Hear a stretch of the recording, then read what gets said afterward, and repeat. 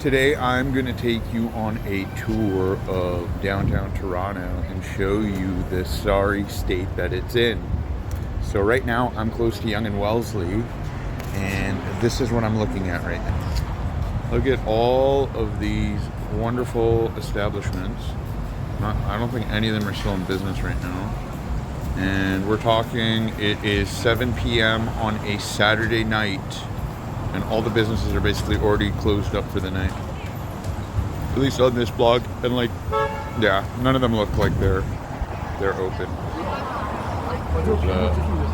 We have move signs, and yeah. And that's just one little tiny block. And this is on the main strip of Toronto's busiest street. This is on Yonge Street, right in the heart of downtown. So, yeah, not a great start. This is right across the street from it.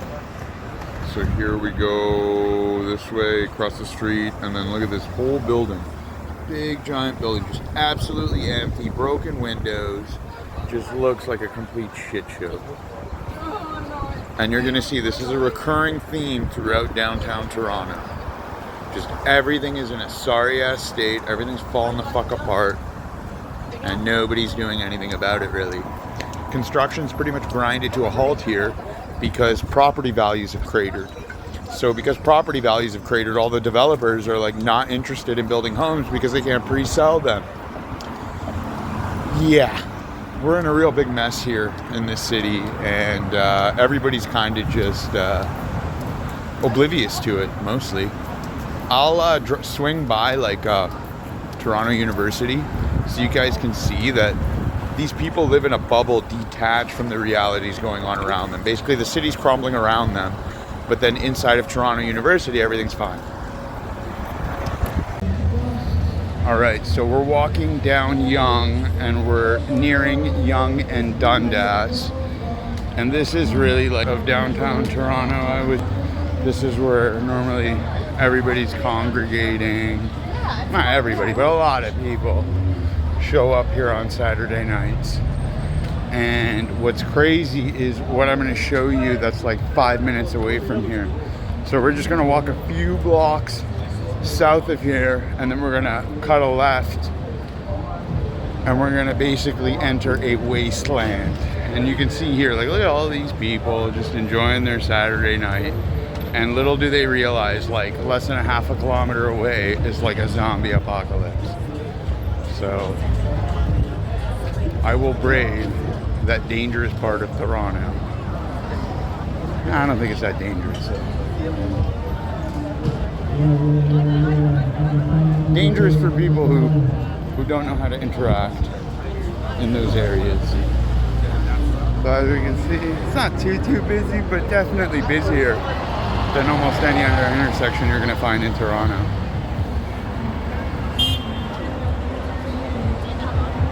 A really busy commercially area, and then this is like a Eaton Center Mall.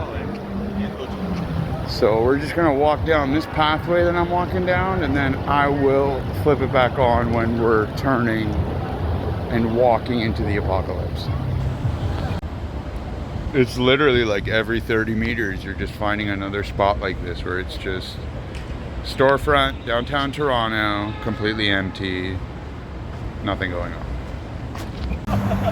And here, literally like 30 meters down, another spot. Just, and that's probably not helping, right? That doesn't help for why nobody wants this establishment.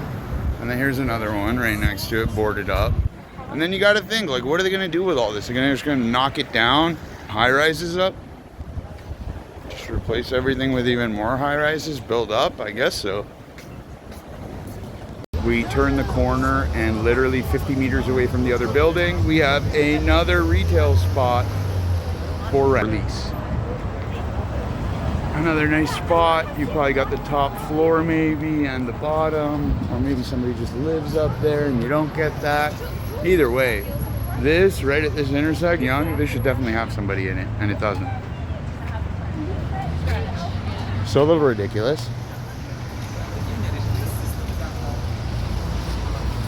Sure, like these cops are corrupting, but And you know, this kind of stuff doesn't help. All the graffiti that you start seeing on the buildings as you go further downtown. So check it out. This is literally right across the street from U of T. And look, the whole thing, retail space for rent. We're literally like 100 meters from Yonge. Well, not, yeah, from Yonge, near Wellesley, between Wellesley and College. And like, I don't understand how this just sits here like this, right? Just so much space, a perfect like retail spot, and nobody can figure out how to make a way to make money here. I'm gonna show you a recurring theme with these kinds of really lame installations. For some reason, our government is very interested in maybe instead of putting up those installations, they could worry about fixing the city instead. So this is the central promenade at Toronto University. And if I pan around for you guys, you can see that nothing really going on here. I don't even see one person in here. Not one group of people. They have all this space.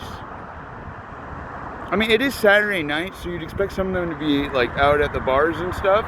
But like not one group of people just like chilling out in all this open space.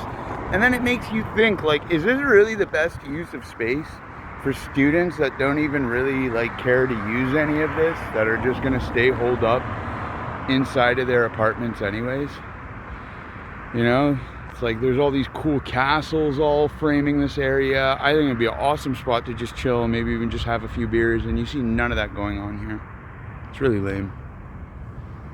I think this should go to people who would actually appreciate it and use it. Here is a great example of the kinds of construction you see all over this area and all over downtown. And the sad part is what should take maybe like a week or two to actually complete, if people were serious about completing it, is going to take months.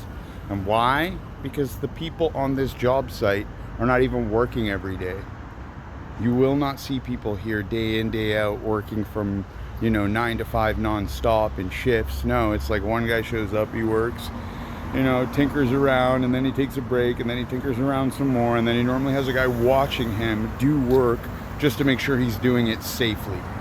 Those are the kinds of systems we've installed here in Canada, and that's why nothing gets built. Everything takes so long to get built.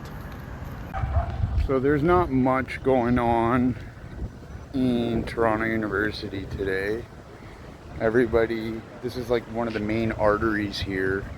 It's normally jam-packed if you were here during the day, or during a school day rather. And you can see at night there's literally like nobody here. There's like a couple of these food trucks sitting out, a couple packs of people wandering, but I don't know, you'd expect more of a nightlife, I guess. I guess everybody's just holed up in his room, right? Everybody's just like in their dorms, or they're off campus. Again, it seems very odd. They have such a nice campus. They have some of the nicest amenities in the world. Like literally, this is like a world-class campus insofar as like what you have available to you, but nobody's taking advantage of much of it. And again, it's like, why? All this space, all these nice buildings. Why are they going to students who just stay inside their dorm rooms all day? Like, if that's what's going on, then shouldn't we, I don't know, find a better use for all of the space that they have? Like, why not put them inside of the cubicle-like apartments and then give these wonderful like castle settings that they have to people that will actually appreciate it, and maybe invite people from outside of Toronto to experience how beautiful this part of Toronto is, right? We don't see much of that going on here. And again, here's like a typical dorm building, and there's just no life here. It's just like the atmosphere here is very, very, very subdued. And you got to ask yourself why that is. Why, when you have so much nice stuff, are you kind of just not enjoying it? Because I'd be enjoying it. I went to Seneca, and I lived at the dorms at Seneca, and I swear it was like more lively than this. I mean, it sucked, but this sucks just about just as much. There's nothing going on here. I'm gonna try and find a spot where maybe we're gonna see some people, but wherever I go, that's like a spot where I know people congregate. I'll show you what's up, and you'll see for yourselves that nothing is really going on here. And you have to imagine that the people here, they're just kind of insulated from what's going on around them. And then I'll show you that once we're finished here, once we're finished looking around. Apparently the trees in Toronto actually get more protection than the citizenry does. Look at this, they built this giant wall to protect these trees. But where are the walls to protect us? Right? These trees get more consideration than most Torontonians. Look, they built a wall right around these trees. And they're like, do not harm our trees. We care lots for these trees, but we don't really give a shit about the people of Toronto. Not wild. The trees have more rights than we do. So check out how nice this like area is. I just walked down this little pathway from the street. It's up here. That's where I came from. And then you have this beautiful, gorgeous little pathway, you know, and Toronto University is just full of stuff. Like, there's just so much empty space. Nothing is happening here. Nothing is going on here. It's just reserved for our elitist class that has complete disdain for us, hates us, and just wants to make us suffer in life, right? Just wants us to make us submit to them, just listen to whatever they tell us to do, and any ideas that we have that dare contend with their worldviews, we're wrong, they're right, and it's not even open for discussion. Meanwhile, they get to live in all these beautiful, nice areas, you know, and we don't get to really enjoy any of this. You know, they should like just be, I mean, it is, I guess, open to the public, but, you know, nobody's really using it. And it's probably because most people just assume they're not really welcome here. And that, you know, I don't know, maybe you think you're going to get in trouble because you're not a student here. First two people here just chilling. This massive space, there's another two.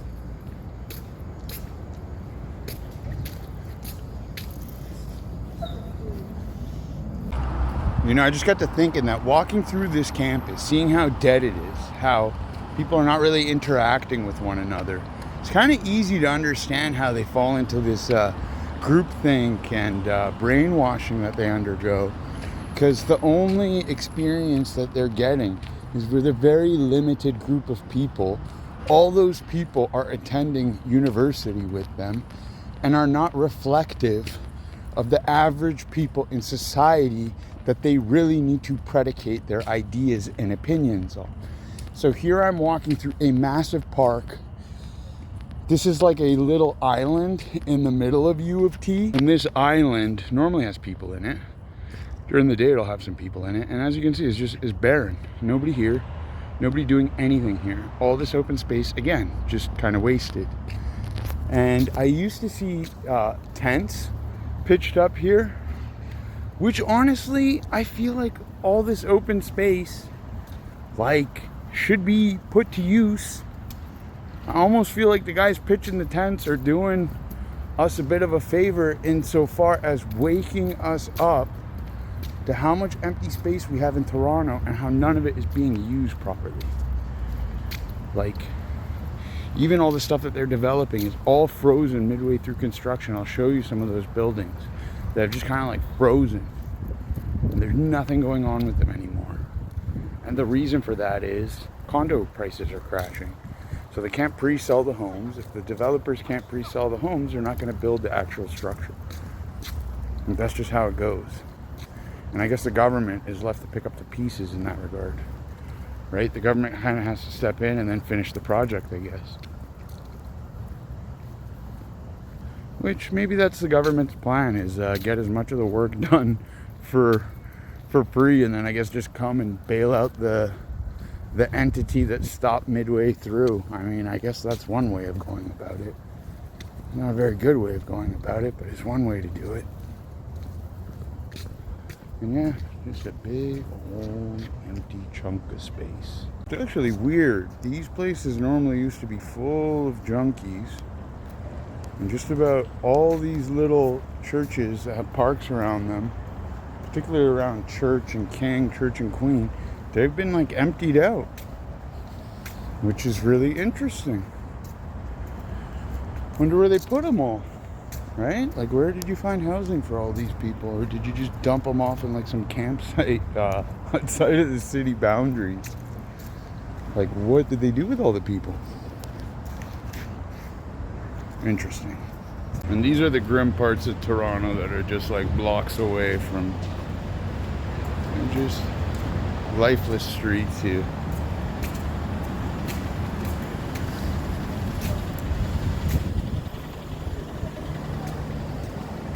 There's nothing really going on. That's because it's not that safe up here, to be honest with you. It's just not that safe. It's actually not that bad here. I expected it to be much worse. There's just a couple people loitering around here. It's not a big deal. We'll go to another park a little bit further down the street. And so it begins. That's our first casualty. Just, found himself a hotel room in the middle of the street. Sad. Very sad. These are the examples I was looking for. Here's Jarvis Street. So like a couple blocks away from Yonge and Dundas, that really busy intersection. And look at this thing. Look at this thing. Every single shop is boarded up, covered in graffiti. And then you see these all over the city. These are old storefronts that are just all boarded up now. And it's just like a dead zone in the middle of the city. And it's really frustrating to look at, right? It's like people are living in this glass tower, paying obscene rent to then stare out at that every morning, right? Like, look at all these people, all these beautiful buildings, and then this like homeless ghetto looking thing. So ridiculous. Absolutely ridiculous for Toronto to be in this state. Especially when you've got people paying obscene amounts of property tax. Like, can't you just, like, I don't know, throw a tarp over it? Just hide it? Like those trees, build a wall. We are protecting the dilapidated buildings. Here's some of the homeless apocalypse we were talking about earlier.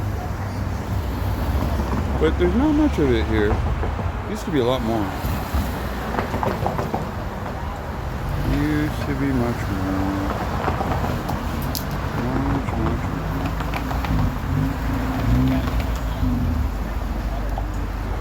And these are the more of these stretches that I was talking about, where it's just like empty building after empty building after empty building after empty building after empty building. Yes, just lots of empty buildings, looking for people to rent them, and then nobody's gonna rent them. Why? Because you can't make money in these spots. You just can't make money here. And look at this thing. They've literally like ripped it out. It's just a sad state. I swear, this whole block is just one line of just empty, dilapidated buildings. Just literally going all the way from Jarvis all the way to Church. And they're all just mid-construction. And then I bet you if I come back here in like 6 months, it's like it's all still gonna look exactly the same way it looked right now. Right? Just graffiti. How do you even get graffiti up there? Like that, I think that is the real question, is like, how did you get the graffiti up there? Like what, some guy was just spray painting up there for like hours and nobody stopped him? This church is so nice, I just had to stop and get it on camera. Really got to come here when there's no glare. Such a pretty building, you know. be a shame if we lost them. They're such nice buildings. A lot of them are going into disrepair too. Yeah, I hope we get to keep them. Check it out, guys. This is a pop-up Halloween store that has decided to incorporate the new Palestinian LGBTQ flag. Yeah. And then as you can see, it's got the old, they call this the gay village, and a nod to that. Yeah. My battery is about to die, so we'll wrap things up here. I'll try and get out into these areas maybe during the daytime when we can get some better shots and there's not so much glare in all of the imagery I'm taking. So yeah, that's it for this one. And remember to like and subscribe and leave me a comment if there's any places in Toronto you want me to scope out, maybe document.